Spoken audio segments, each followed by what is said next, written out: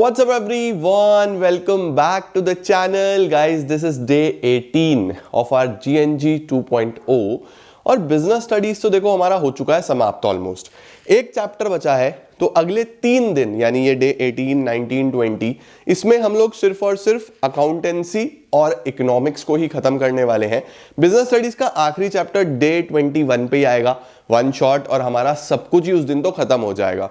तो अभी 3 दिन, आज कल परसों सिर्फ अकाउंट्स इकोनॉमिक्स चलेगा। बिजनेस स्टडीज का फाइनल चैप्टर डे 21 पे आएगा और हम सब कुछ ही क्लोज कर देंगे। देखो वही होता है ना कि बच्चे अपने हिसाब से पढ़ते हैं, बट एक टीचर का एक्सपीरियंस यही काम आता है कि उसने इतने सालों से जो चीजें कलेक्ट करी हैं कैसे उसको बढ़िया तरीके से बच्चों को बना के देनी है। तो आइए जल्दी से शुरू करते हैं। दिस इज डे 18 और आज हम स्टार्ट करने वाले हैं अकाउंट्स में एनालिसिस। चलिए जल्दी से लेट्स बिगिन।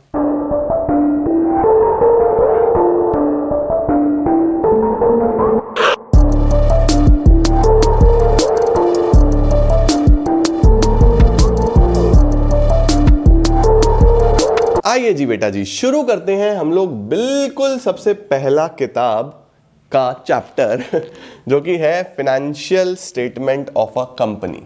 बच्चों हम लोग एनालिसिस वाली बुक शुरू कर रहे हैं, ठीक है। तो ये जो एनालिसिस वाला चैप्टर है, थोड़ा सा मेरी तबीयत ठीक नहीं थी तो मैं लेट शुरू कर रहा हूँ। मोस्ट प्रोबेबली आपके पास 3:15 साढ़े 3 तक आया होगा आज, उसके लिए भी एक्सट्रीमली सॉरी, बट तबीयत थोड़ी सी खराब थी तो रेस्ट करके शुरू कर रहा हूँ। तो 3 बजे 3:15 बजे आपके पास ये चैप्टर नंबर 1 आ रहा है। 5 बजे शाम को आपके पास कंपैरेटिव कॉमन साइज आ जाएगा, कल बच्चों 3 बजे आपके पास चैप्टर नंबर 2 आएगा और हम कैश फ्लो भी शुरू कर देंगे। और 5 बजे मोस्ट प्रोबेबली कैश फ्लो का काफी पोर्शन मैं आप लोगों को करा दूंगा। तो बहुत शानदार रहने वाले हैं ये अगले 2-3 दिन, बड़े तरीके से पढ़ लेना और ये एनालिसिस पूरा खत्म करा दूंगा। And I can assure you जितनी चीजें पढ़ाऊंगा उससे बाहर कुछ नहीं आएगा तुम्हारे बोर्ड एग्जाम में। दिस इज माई एश्योरेंस, ठीक है। तो आओ जल्दी से शुरू करते हैं बच्चों। सबसे पहले एनालिसिस में हम फर्स्ट चैप्टर के साथ चालू कर रहे हैं। पहला चैप्टर है क्या, जो कि है financial statements of a company. एक कंपनी के फाइनेंशियल स्टेटमेंट्स कैसे होते हैं। तो बच्चों किसी भी कंपनी के फाइनेंशियल स्टेटमेंट्स की अगर हम बात करें तो हमारे पास कंपनी में सबसे पहले बैलेंस शीट होता है। सबसे पहले हमारे पास बैलेंस शीट होता है, फिर हमारे पास स्टेटमेंट ऑफ P&L होता है, फिर हमारे पास statement of change in equity होता है, फिर हमारे पास कैश फ्लो स्टेटमेंट होता है और फिर हमारे पास एक्सप्लेनेटरी नोट्स होते हैं बच्चों, एक्सप्लेनेटरी नोट्स होते हैं। तो हमारे पास financial statements of a company में ये 5 चीजें होती हैं: balance sheet, P&L, statement of change in equity, cash flow statement और एक्सप्लेनेटरी नोट्स। कैश फ्लो अपने आप में एक पूरा चैप्टर है तो हम वहां पढ़ेंगे। एक्सप्लेनेटरी नोट्स मैं आपको बैलेंस शीट और P&L के साथ साथ बता दूंगा। है कुछ नहीं, बस जो भी आइटम आप बैलेंस शीट में लिख रहे हो। देखो कई बार आपने सिर्फ फिक्स एसेट्स लिख दिए, अब फिक्स एसेट्स में तो लैंड बिल्डिंग भी है, प्लांट मशीनरी भी है, वो सब आपको नोट्स में लिखना पड़ता है नीचे, तो उसको बोलते हैं एक्सप्लेनेटरी नोट्स। तो ये भी कुछ खास नहीं है। Statement of change in equity का आपके सिलेबस से कोई लेना देना ही नहीं है, बस आपको पता होना चाहिए कि एक statement of changes in equity भी होता है। हमें मेन ये 2 पढ़ने हैं इस चैप्टर में कि कंपनी का बैलेंस शीट कैसा होता है, कंपनी का P&L कैसा होता है, और इसको पढ़ के हमारा चैप्टर समाप्त। सर इस चैप्टर से सवाल आएगा क्या? 100% आएगा बच्चों। पूछेगा क्या? हेडिंग बताओ कि ये कौन से हेड के अंदर जाएगा, सब हेडिंग बताओ कहां पे जाएगा। सपोज उसने दे दिया बताओ गुडविल कहां पे जाएगा, तो आपको पता होना चाहिए कि गुडविल एक इंटेंजिबल एसेट है ना। तो हम बताएंगे गुडविल इंटेंजिबल एसेट्स में बैलेंस शीट में जाएगा, राइट। तो आपको बस इतना ही पूछेगा, बताओ कोई चीज कहां पे आएगी, आउटस्टैंडिंग एक्सपेंसेस कहां जाएगा, राइट, प्रीपेड एक्सपेंसेस कहां जाएगा, एक्रूड इनकम कहां जाएगा, डेप्रिसिएशन कहां जाएगा। तो आपसे बस यही पूछेगा कि हेडिंग सब हेडिंग बताओ। तो आपको मेनली इस चैप्टर में P&L और बैलेंस शीट का फॉर्मेट लर्न कर लेना है, मतलब समझना तो है ही, उसके बाद लर्न भी कर लेना, आपका काम हो जाएगा, ठीक है। अब देखो बच्चों ये जो फॉर्मेट्स हैं, ये फॉर्मेट्स मेरी जान कहां पे दिए हुए हैं। ये फॉर्मेट्स दिए हुए हैं बेटा part 1 of schedule 3 and part 2 of schedule 3। तो हमारे पास जो बैलेंस शीट है वो तो कंपनीज एक्ट के पार्ट 1 ऑफ शेड्यूल 3 में है और P&L पार्ट 2 ऑफ शेड्यूल 3 में है। ये आपको याद रखना है। कहां पे? कंपनीज एक्ट में। तो कंपनीज एक्ट में बच्चों कुछ शेड्यूल्स बने होते हैं। शेड्यूल्स ऐसा समझ लो जैसे आपके चैप्टर्स होते हैं ना सिलेबस में, कि सपोज एनालिसिस की बुक, एनालिसिस के अंदर ये चैप्टर, ये चैप्टर, ये चैप्टर, ये चैप्टर, ऐसे ही पूरे कंपनीज एक्ट में अलग अलग चैप्टर्स हैं जिनको शेड्यूल्स बोल रहे हैं। उसके अंदर पार्ट 1 में बैलेंस शीट है, पार्ट 2 में P&L है। ठीक है, स्क्रीनशॉट ले लो जल्दी से। अब बच्चों जी बैलेंस शीट होता कैसे है? बेटा बैलेंस शीट बिल्कुल सेम वैसे ही है जैसे अभी तक आप फर्म का सीखते आए हो, बस फर्क इतना सा है कि वो बैलेंस शीट ऐसे होती थी horizontal, liability amount, assets amount, तो ऐसे चलती थी ना हॉरिजॉन्टल। ये ऐसे होगी वर्टिकल। वर्टिकल कैसे होगी सर? सबसे पहले पर्टिकुलर्स, फिर नोट नंबर, फिर करंट ईयर, फिर प्रीवियस ईयर, क्योंकि हमें कंपैरेबिलिटी मेंटेन करनी होती है तो 2 साल की फिगर्स हमें लिखनी होती हैं। ठीक है, अब सबसे पहले लायबिलिटीज आएंगी। लायबिलिटीज को क्या बोलते हैं? ये इक्विटी एंड लायबिलिटीज।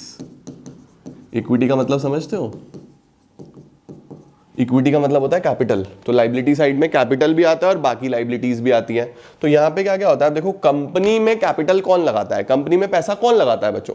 भाई नॉर्मली तो ओनर लगाते हैं, सोल प्रोप्राइटरशिप में मालिक लगाता है, पार्टनरशिप में पार्टनर्स लगाते हैं। कंपनी में पैसा कौन लगाएगा? Share holder. तो सबसे पहले होता है शेयर होल्डर्स फंड्स। इसके अंदर कुछ चीजें होती हैं, आपने पहले पढ़ी हुई है, मैं अभी दोबारा भी पढ़ाऊंगा। उसके बाद होती हैं बच्चों non current liabilities. Non current liabilities. उसके बाद होती हैं करंट लायबिलिटीज। देखो लायबिलिटी वाला साइड खत्म, and then we have total, right. तो देखो equity and liability, share holder fund, non current liability, current liability. इधर क्या क्या होता है? इधर यहां पे हमारे पास होते हैं एसेट्स। एसेट्स में बेटा आपके पास नॉन करंट एसेट्स, इसमें हम प्रॉपर्टी प्लांट एंड इक्विपमेंट, आजकल फिक्स एसेट्स को फिक्स एसेट्स नहीं बोलते, property plant and equipment and intangible assets बोलते हैं, वो यहीं पे आएगा। तो non current assets, then current assets, और फिर टोटल। बच्चों ऐसा देखो, ये हमारे पास पूरा बैलेंस शीट है।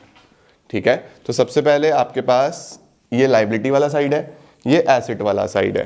ठीक है, अब इसके अंदर अंदर कुछ कुछ चीजें होती हैं, वो सब मैं अभी आपको पढ़ा भी रहा हूं और उनके कुछ इंपॉर्टेंट नोट्स भी दे रहा हूं, बस वो अच्छे से याद कर लेना, तुम्हारा काम हो जाएगा। ठीक है, आओ जल्दी जल्दी से पहले बैलेंस शीट देख लेते हैं। देखो बच्चों बैलेंस शीट में क्या क्या होता है। सबसे पहले लायबिलिटी साइड खत्म करते हैं। देखो लायबिलिटी साइड में हमारे पास बेटा जी सबसे पहले शेयर होल्डर्स फंड्स लिखा हुआ है। शेयर होल्डर्स फंड्स का मतलब जो मालिक लोगों ने पैसा लगाया। अब जो मालिक लोगों ने पैसा लगाया वो क्या क्या पैसा लगाएंगे? सबसे पहले तो शेयर कैपिटल, यानी जो शेयर्स कंपनी ने इशू करे हुए हैं पब्लिक को। अब शेयर 2 तरीके के होते हैं, इक्विटी भी हो सकते हैं, प्रेफरेंस भी हो सकते हैं, तो दोनों ही यहीं पे आएंगे शेयर कैपिटल में। ठीक है, फिर कुछ पैसा होगा बच्चों जो कंपनी ने सेव करा हुआ होगा, जोड़ा हुआ होगा अपने पास, जिनको हम रिजर्व्स बोलते थे, याद है? General reserve, contingency reserve, workman compensation reserve, सारे लायबिलिटी में आते थे ना, वो सारे यहाँ पे रिजर्व्स एंड सरप्लस में आते हैं। अब रिजर्व्स में सारे रिजर्व्स आ गए, सरप्लस में हमारा P&L का बैलेंस आ गया, प्रॉफिट भी तो हो सकता है, राइट। उसके बाद बेटा money received against share warrants, ये हमारे सिलेबस में नहीं है, नॉट इन सिलेबस, बट आपको बस पता होना चाहिए कि कहां पे आता है।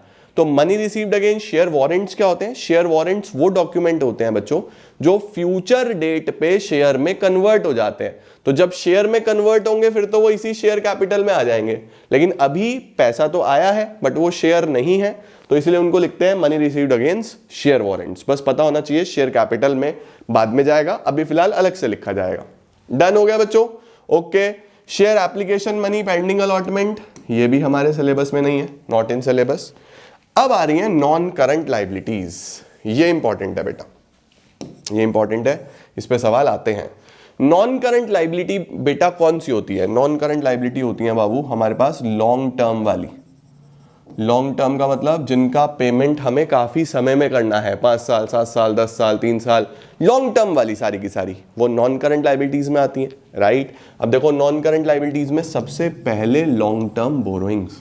लॉन्ग टर्म बोरोइंग्स में बेटा आपका बैंक लोन आ जाएगा, आपके सारे बॉन्ड्स आ जाएंगे, डिबेंचर्स आ जाएंगे, तो ये सब बच्चों हमारे लॉन्ग टर्म बोरोइंग्स हैं, ठीक है। उसके बाद लॉन्ग टर्म प्रोविजंस, जितने भी हमने प्रोविजंस लॉन्ग टर्म के लिए बनाए होते हैं, जैसे provision for employ benefit, provision for retirement benefits, जो लॉन्ग टर्म में हमारे पास यूज होंगे, है ना। तो ऐसे सारे प्रोविजंस जो लॉन्ग टर्म के लिए बनाए, अब जैसे प्रोविजन फॉर डेप है, हर साल यूज होगा, वो तो शॉर्ट टर्म प्रोविजन हुआ। Provision for taxation short term है क्योंकि हर साल यूज होगा। तो जो प्रोविजन हमने ऐसे बनाए हैं जो लॉन्ग टर्म में यूज होंगे, उसको हम लॉन्ग टर्म प्रोविजंस में लेते हैं। उसके बाद अदर लॉन्ग टर्म लाइबिलिटीज में क्या क्या आएगा? अदर लॉन्ग टर्म लाइबिलिटीज में बेटा मेनली 2 चीजें याद रखना, ये इंपॉर्टेंट है, ये वाला सावधान इंडिया है, इससे सवाल आता है। Premium payable on redemption of preference shares and premium payable on redemption of debentures. Debentures पे जो प्रीमियम दिया है वो, और प्रेफरेंस शेयर्स जब रिडीम होंगे उन पे जब प्रीमियम देना होगा तो वो, ये दोनों बेटा लॉन्ग टर्म में ही रीपे होते हैं, चाहे वो प्रेफरेंस शेयर हो चाहे डिबेंचर हो। तो इन पे देने वाला प्रीमियम भी हम अदर लॉन्ग टर्म लाइबिलिटीज में लिख देते हैं, ठीक है बच्चा। उसके बाद आता है बच्चों डेफर्ड टैक्स लाइबिलिटी, ये हमारे सिलेबस में नहीं है, नॉट इन सिलेबस, बस ये ध्यान रख लेना कि डेफर्ड टैक्स लाइबिलिटी भी नॉन करंट लाइबिलिटी का पार्ट होता है, ओके। अब करंट लाइबिलिटीज पे आ जाओ। अच्छा, अगर तुम लोग को इसका मीनिंग भी देखना हो तो जो मैंने नॉर्मल वीडियो अपलोड किया है ना 100 डेज वाली सीरीज में, मैंने वहां ये भी समझाए हैं, बट अभी क्योंकि हमें एग्जाम पॉइंट ऑफ व्यू से पढ़ना है तो सिर्फ वो चीजें पढ़ेंगे जो एग्जाम के लिए इंपॉर्टेंट है ना। देखो करंट लाइबिलिटीज में क्या होता है बच्चों? Short term borrowings. Short term borrowings का मतलब जितने भी हमने शॉर्ट टर्म के लिए लोन्स लिए हैं, शॉर्ट टर्म लोन्स, राइट, ये सब शॉर्ट टर्म बोरोइंग्स में आ जाएगा। ट्रेड पेबल, ट्रेड पेबल कौन कौन से होते हैं बच्चों हमारे? क्रेडिटर, बिल्स पेबल, ये सारे याद है हमें, छोटे टाइम पीरियड में इनका पेमेंट करना होता है, 2 महीना 3 महीने में, राइट।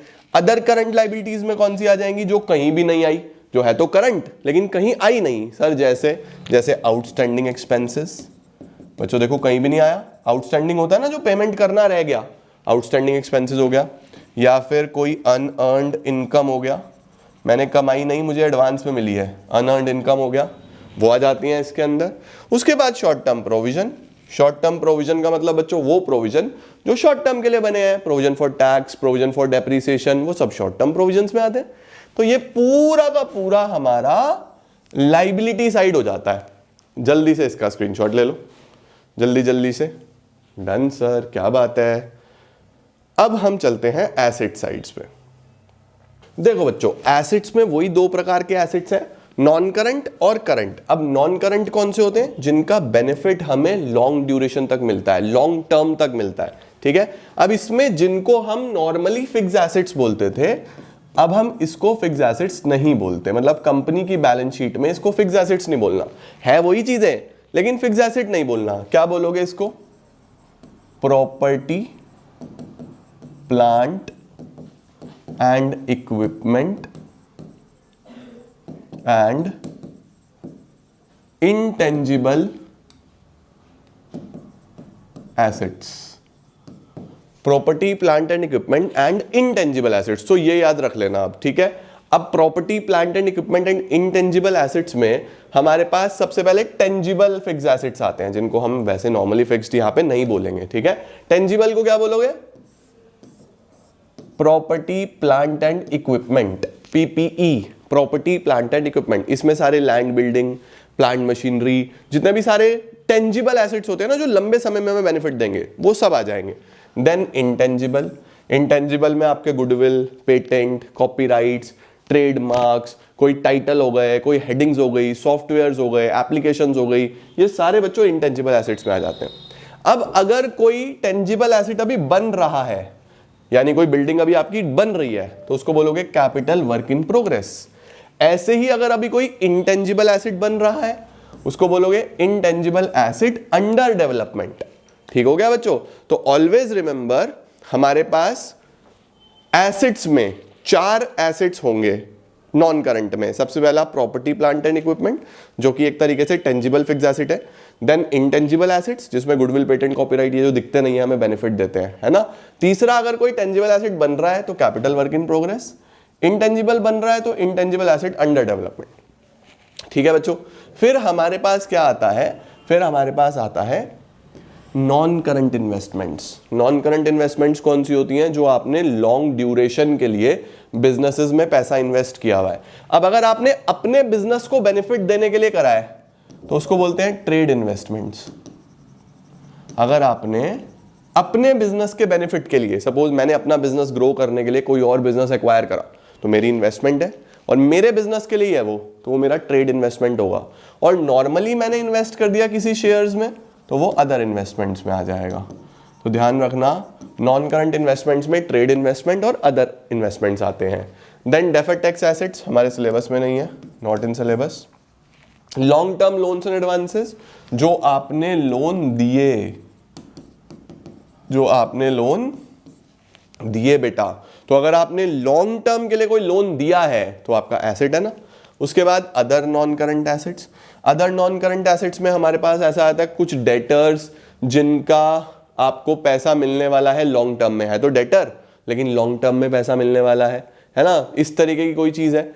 या फिर कोई बिल्स है जो आपको लॉन्ग टर्म में पैसा मिलने वाला है, वो अदर नॉन करंट एसेट्स में आ जाते हैं। ठीक है, तो नॉन करंट इन एसेट्स में सर क्या हमारे पास कोई मेमोरी टेक्निक है क्या? मैं ऊपर लाइबिलिटी की भी बताने भूल गया, अभी बताता हूं। पहले एसेट्स की बता दूं तो देखो, PICI, पिकी, पिकी निडलो, जैसे बोलते हैं निकलो तो हम बोलते हैं निडलो, तो पिकी निडलो। सर कहां निडलो? जाके टिस्को करो, टिस्को, जैसे बोलते हैं ना, it's the time to disco. तो ये जो पिकी है, हमने इसको घर से निकाल दिया, निकलो की जगह निडलो कर दिया और जाके टिस्को कर रही है ये। ठीक है, तो पिकी निडलो टिस्को। ठीक है, देखो जरा। अब करंट एसेट्स में क्या क्या आएगा? करंट इन्वेस्टमेंट्स, जो आपने शॉर्ट टर्म के लिए पैसा इन्वेस्ट किया हुआ है। इन्वेंट्री, इन्वेंट्री में बेटा आपका हर चीज की इन्वेंट्री आ जाती है। Raw material, work in progress, finish goods, stock in trade, stores and spares and loose tools. Loose tools बहुत पूछता है बेटा एग्जाम में, तो ध्यान रखना ये सब इन्वेंट्री का पार्ट है, जो माल बचा हुआ है उसका पार्ट है। क्या क्या आता है? Raw material, work in progress, finish goods, stock in trade, stores and spares, loose tools. ठीक है, रिसीवेबल्स आप जानते हो, डेटर और बीआर, ये डेटर और बीआर होते हैं। फिर cash and cash equivalents, cash हो गया, कैश इक्विवेलेंट्स हो गया। Short term loans and advances हो गए, जो आपने loans and advances short term के लिए दिए हुए हैं, वो short term loans and advances में आ गए। And other current asset, other current assets में बच्चों जैसे प्रीपेड एक्सपेंसेस हो गए, प्रीपेड एक्सपेंसेस हो गए, एक्रूड इनकम हो गई, है ना, ये सब बच्चों हमारे अदर करंट एसेट्स में आ जाते हैं। हो गया सारा रिवीजन।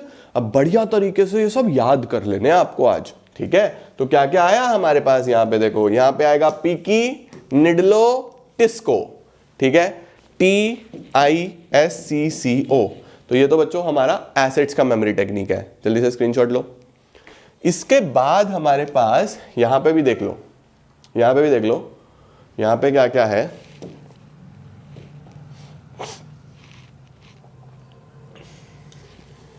यहां पे आता है हमारे पास SRM, Shrimati Shrimati share capital, reserve surplus, money seat against share warrants.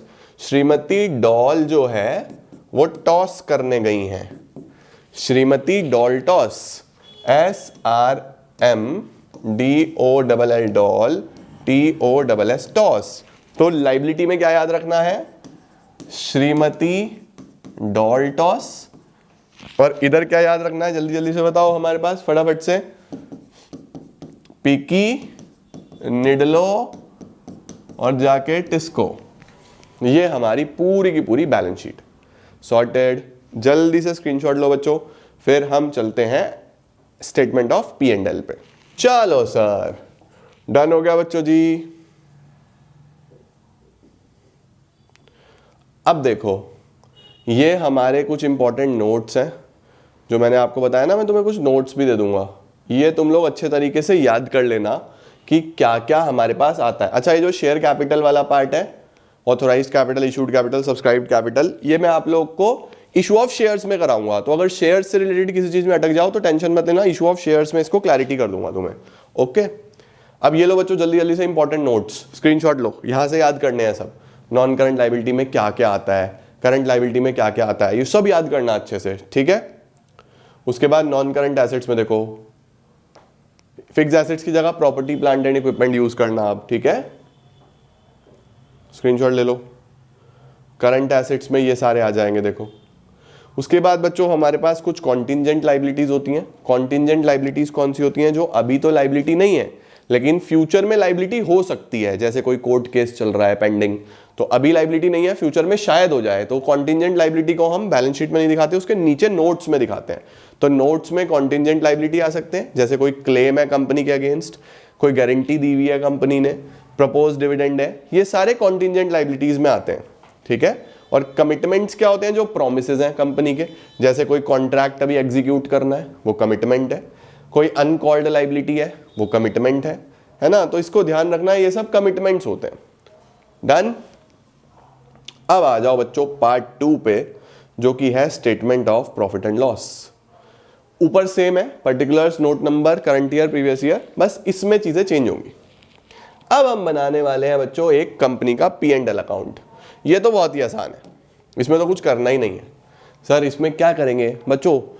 Class 11th में तो फिर भी बहुत मेहनत लगती थी, अभी तो बहुत ही सिंपल है। तुम्हें क्या करना है?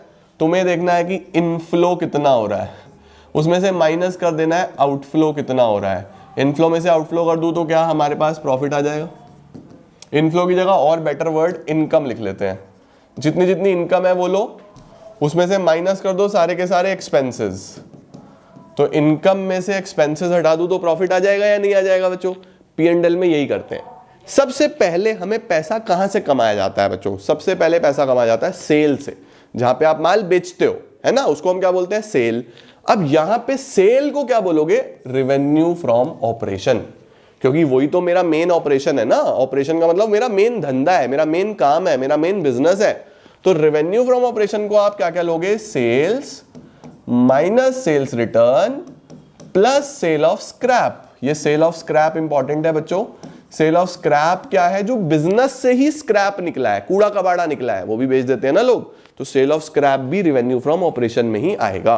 तो ध्यान रखना, जो माल बेच रहे हो वो प्लस जो उससे कूड़ा कबाड़ निकला, वो सब जोड़ के रेवेन्यू फ्रॉम ऑपरेशन बनता है। अब इसमें क्या जोड़ोगे? जो और इनकम हो सकती है, जैसे dividend received, rent received, interest received, bad debts recovered, discount received, इन मल्टीपल इनकम्स यहां पे हम लोग लेते हैं ना, अलग अलग तरीके की इनकम, वो सब यहां ले लेंगे, उसको जोड़ देंगे। तो बेटा ये पैसा तो बिजनेस से कमाया, ये अलग अलग इनकम हो गई, सारी अदर इनकम है ये, है ना। सपोज मैं पढ़ा रहा हूं, मुझे फीस रिसीव हो रही है, that is my revenue from operation. आपका जिस भी चीज का बिजनेस है वो रेवेन्यू फ्रॉम ऑपरेशन। बाकी अगर मुझे कहीं से डिविडेंड मिला, रेंट मिला, इंटरेस्ट मिला, बैड डेट रिकवर हो गए, डिस्काउंट मिला, वो सब तो अलग है ना बच्चों। जो P&L की क्रेडिट में आती थी सारी आइटम्स, याद है, वो सब बेटा अदर इनकम में आती। इनको जोड़ दो तो टोटल रेवेन्यू बन जाएगा, यानी ये आ गया। जोड़ दिया तो क्या बन गया बेटा? टोटल रेवेन्यू, जो कि इनकम में आ गया। तो revenue from operation, other income, total revenue, ये आपका इनकम वाला पार्ट होता है। अब कंपनी क्या करेगी बच्चों? इसमें से खर्चे माइनस करेगी, एक्सपेंस माइनस करेगी। जैसे number 1 cost of material consumed. जैसे क्लास 11th में कॉस्ट ऑफ गुड सोल्ड होता था ना, याद है कॉस्ट ऑफ गुड सोल्ड, कि जो माल बेचा उसको वो मुझे कितने का पड़ा था, वहां पे कॉस्ट ऑफ गुड सोल्ड बोलते थे ना।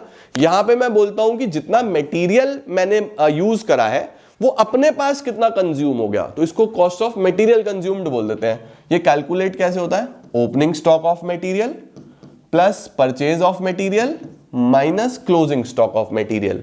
लेना सिर्फ मटेरियल का है, ध्यान रखना। ओके, तो कॉस्ट ऑफ मटेरियल कंज्यूम सबसे पहले कैसे निकलेगा? Opening stock of material plus purchase of material minus closing stock of material. फिर बच्चों जो आपने बना बनाया माल खरीदा, आप सारा का सारा खुद थोड़ी ना बनाते हो भाई, ये तो बनाने में आ गया खर्चा। अब सारा खुद थोड़ी ना बनाते हो, बना हुआ भी खरीदते हो, तो ये हो गया purchase of stock in trade, जो बना बनाया सामान खरीदा। फिर 3 नंबर पे आता है बच्चों चेंज इन इन्वेंट्री। इन्वेंट्री हमारे पास किस किस चीज का होता है? देखो मटेरियल का तो ऊपर आ गया, अब क्या क्या बचा हमारे पास? बचा sir finish goods, work in progress, stock in trade. अभी ऊपर मैंने इन्वेंट्री में आपको सब कुछ लिखवाया था ना, तो उस इन्वेंट्री पे भी तो खर्चे आए, वो भी तो यहाँ पे आना चाहिए। जो बचा हुआ माल है वो तो एसेट्स में गया, लेकिन जो खर्चे आए साल के बीच में वो तो यहाँ आने चाहिए ना। तो 3 चीजों का चेंज इन इन्वेंट्री लेना है। चेंज इन इन्वेंट्री निकलता कैसे है पहले वो लिख लो। चेंज इन इन्वेंट्री का फॉर्मूला है बच्चों opening stock minus closing stock. अब ओपनिंग माइनस क्लोजिंग स्टॉक आपको 3 चीजों का करना है यहाँ पे। कौन सी 3 चीजें? रॉ मटेरियल तो ये आ गया, वर्क इन प्रोग्रेस का, फिनिश गुड्स का और स्टॉक इन ट्रेड का। ऊपर इन्वेंट्री में यही चीजें ली थी, देखो अपनी बैलेंस शीट में जाके। Stores and spares, loose tools और लिए थे, वो तो छुटर पुटर चीजें होती है। मेन 4 चीजें लिखवाई थी मैंने, चेक करो। रॉ मटेरियल जो माल कच्चा माल है, वर्क इन प्रोग्रेस जो अभी बन रहा है, स्टॉक इन ट्रेड जो बन के तैयार है, खरीद के लाए हो आप, है ना, और फिनिश गुड्स जो बिल्कुल रेडी है। तो 4 चीजें होती हैं जिसमें मटेरियल हमने ऊपर लिख दिया बाकी तीनों के खर्चे यहां आ गए। तो याद कर लो, cost of material consume, then purchase of stock in trade जो बना बनाया माल खरीदा, देन चेंज इन इन्वेंट्री किस किस चीज का? Work in progress, finish goods और स्टॉक इन ट्रेड का। फिर बच्चों एम्प्लॉई पे जो जो खर्चे हुए, सर एम्प्लॉई पे कौन कौन से खर्चे होते हैं? भाई तुम एम्प्लॉई को वेजेस देते हो, सैलरी देते हो, रिटायरमेंट बेनिफिट्स देते हो, वो पीएफ देते हो, ग्रेचुटी देते हो, कितना सारा खर्चा करते हो एम्प्लॉइज पे, करते हो ना, सब एम्प्लॉई बेनिफिट में जाएगा। फाइनेंस कॉस्ट बच्चों ध्यान रखना, ये बहुत इंपॉर्टेंट है, इस पे क्वेश्चन आता है। फाइनेंस कॉस्ट में सिर्फ इंटरेस्ट एंड बोरोइंग कॉस्ट आएगा। कई बार एग्जाम में आपको बैंक चार्जेस दिए होते हैं, बच्चे बैंक चार्जेस देखते ही फाइनेंस कॉस्ट में डाल देते हैं, नंबर कट जाएंगे बेटा। बैंक चार्जेस इसका पार्ट नहीं है, बैंक चार्जेस अदर एक्सपेंसेस का पार्ट है। फाइनेंस कॉस्ट में सिर्फ इंटरेस्ट और बोरोइंग कॉस्ट, ठीक है। बोरिंग कॉस्ट में जैसे पेपर वर्क हो गया, लोन प्रोसेसिंग फीस हो गई, इस तरीके की चीजें, ठीक है। देन और कौन कौन से खर्चे बच्चों? Depreciation, amortisation. Depreciation tangible assets के लिए, एमोर्टाइजेशन इनटेंजिबल एसेट्स के लिए, मतलब दोनों का एक ही है, वैल्यू कम होना, ठीक है बेटा। Then we have other expenses. Other expenses में क्या क्या आता है सर? अभी बहुत सारे खर्चे बचे, जैसे कैरेज, फ्रेट, कितने सारे खर्चे बच्चों हमने लिखे थे, बैड डेट्स, है ना, audit fees, advertisement, selling expenses, administration expenses, जितने भी खर्चे बचे थे सब अदर एक्सपेंस में डाल देना, जिसका कोई नहीं उसका अदर एक्सपेंस। तो ये हमारा खर्चों का कॉलम होता है बच्चों, ये हमारा खर्चों का कॉलम होता है बेटा। खर्चों का कॉलम कहां से शुरू होगा? ध्यान रखना, शुरू के 3 खर्चे तो गुड्स पे ही हैं, 3 खर्चे तो गुड्स पे ही हैं। पहला किस पे है? मटेरियल पे, रॉ मटेरियल पे, यानी कॉस्ट ऑफ मटेरियल कंज्यूम। फिर purchase of stock in trade, जो आप बना बनाया माल खरीद के लाए हो, purchase of stock in trade. फिर change in inventory, change in inventory किस किस चीज का? 3 चीजें ली ना हमने, कौन कौन सी 3 चीजें हैं चेंज इन इन्वेंट्री में? तीनों चीजें आ जाएंगी बच्चों, हमारा work in progress, finish goods, stock in trade. तो cost of material consume, purchase of stock in trade, change in inventory. फिर इंप्लॉई को बेनिफिट देने वाले एक्सपेंसेस, इंप्लॉई बेनिफिट एक्सपेंसेस। फिर फाइनेंस कॉस्ट, फाइनेंस कॉस्ट में 2 चीजें ध्यान रखना, इंटरेस्ट एंड बोरिंग कॉस्ट। फिर डेप्रीसिएशन, और जो बच गया वो सब अदर एक्सपेंसेस। फिर इनका टोटल कर देना बच्चों, टोटल एक्सपेंसेस, ये आ गए, इन सब का टोटल कर देना टोटल एक्सपेंसेस। अब देखो इनकम में से एक्सपेंस हटाओगे तो क्या आएगा भला? प्रॉफिट। ये आ गया प्रॉफिट बिफोर टैक्स। क्या आया बच्चों? Profit before tax. इस पे बच्चों टैक्स लगाना, वो क्वेश्चन में गिवन होगा 10%, 20%, 30%, 50%।